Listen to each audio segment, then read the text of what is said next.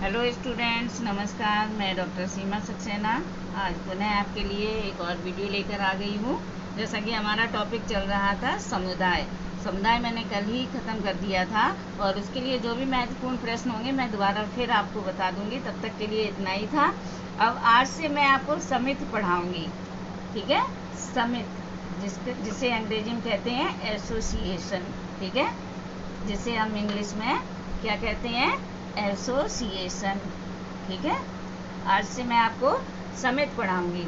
तो सबसे पहले समिति का अर्थ आप समझ लें। समिति का अर्थ क्या होता है, सबसे पहले आप इसे समझें। ठीक है, समिति क्या है? समाज शास्त्रीय दृष्टिकोण में समिति एक स्पष्ट धारणा है। जो सामाजिक दृष्टिकोण है उसके रूप में समिति एक स्पष्ट अवधारणा है। इसको समझें, अवधारणा है। ठीक है, किन्हीं विशिष्ट उद्देश्यों की पूर्ति के लिए जब एक समुदाय के कुछ सदस्य पारस्परिक सहयोग के आधार पर किसी संगठन का निर्माण करते हैं तब उसे हम समिति कहते हैं या तब उसे समिति कहा जाता है।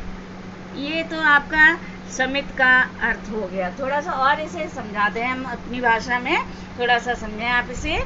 समिति का अर्थ मैंने ये आपको किताबी अर्थ बता दिया है, जैसा कि किताबों में लिखा होता है। मैं थोड़ा सा और आपको समझाऊंगी समिति के अर्थ के बारे में कि समिति होता क्या है। ठीक है, कि जब व्यक्ति अपनी एक या अधिक आवश्यकताओं को पूरा करने के लिए कुछ नियमों के द्वारा एक विशेष संगठन का निर्माण करते हैं। ठीक है, जो मतलब एक विशेष संगठन होता है, व्यक्तियों का एक विशेष संगठन होता है, जब उसका निर्माण होता है तब हम उससे क्या कहते हैं, तो इसी संगठन को हम समिति कहते हैं, एसोसिएशन। ठीक है, इसी संगठन को जो व्यक्तियों द्वारा निर्माण किया जाता है विशेष संगठन, उसे हम क्या कहते हैं, एक समिति कहते हैं। इसी संगठन को हम समिति कहते हैं। ठीक है, इससे स्पष्ट हो जाता है, जो मैंने आपको बात बताई है, इससे यही स्पष्ट हो जाता है कि समितियां आवश्यकताओं की पूर्ति का महत्वपूर्ण साधन है। समितियां क्या होती हैं? आवश्यकताओं की पूर्ति का एक महत्वपूर्ण साधन होती हैं। ठीक है, समाज में प्रत्येक व्यक्ति की कुछ आवश्यकताएं अवश्य होती हैं। हर व्यक्ति की कोई ना कोई आवश्यकता होती है। कोई व्यक्ति ऐसा है ही नहीं कि जिसकी कोई भी आवश्यकता नहीं हो। किसी को महल का शौक है, किसी को बंगला का शौक है, किसी को गाड़ी का शौक है, किसी को खाने का शौक है, किसी को कपड़े का शौक है।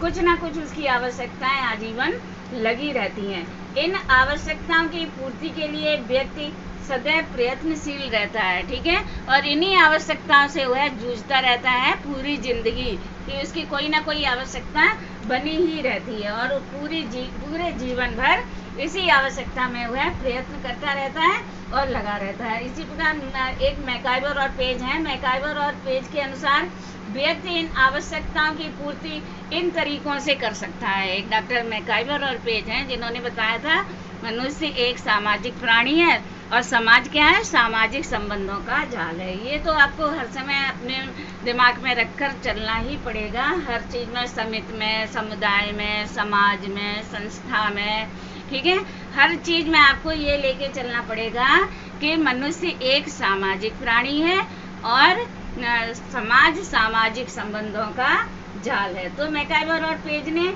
इन आवश्यकताओं को इस तरीके से समझाया है, जैसे आप समझें इसे, सभी व्यक्ति जो भी समाज में रहते हैं सभी व्यक्ति स्वतंत्र रूप से अपनी आवश्यकताओं को पूरा करते हैं। सभी व्यक्ति स्वतंत्र रूप से अपनी आवश्यकताओं को पूरा करते हैं। उन पे पैसा नहीं होता है तो वो किसी से उधार लेके करते हैं, अपनी तनख्वाह का इंतजार करके कि हमारी सैलरी आ जाएगी तब ऐसा काम कर लेंगे, तब तक के लिए आप हमें दे दो, फिर हम आपको दे देंगे।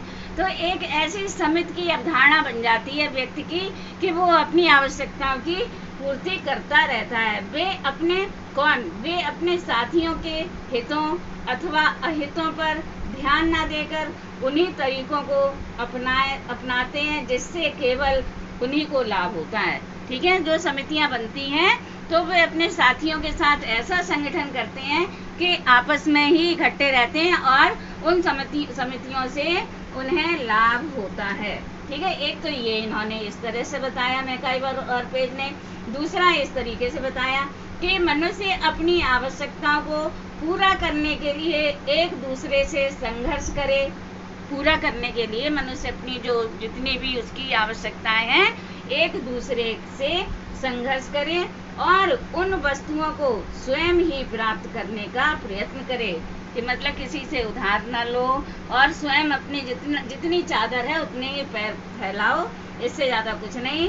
और जिन्हें वह मूल्यवान समझता है, ठीक है, मतलब दोबारा से समझने से, मनुष्य अपनी आवश्यकताओं को पूरा करने के लिए एक दूसरे से संघर्ष करे और उन वस्तुओं को स्वयं ही प्राप्त करने का प्रयत्न करे जिन्हें वह मूल्यवान समझता है। ठीक है, एक इस तरीके से इन्होंने आवश्यकता की पूर्ति बताई है।